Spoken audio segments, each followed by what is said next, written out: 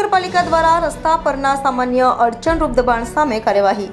નગરના અંધારી ભાગોળ સહિત અન્ય વિસ્તારમાં નગરપાલિકા દ્વારા સામાન્ય દબાણ દૂર કરવા કાર્યવાહી હાથ ધરી.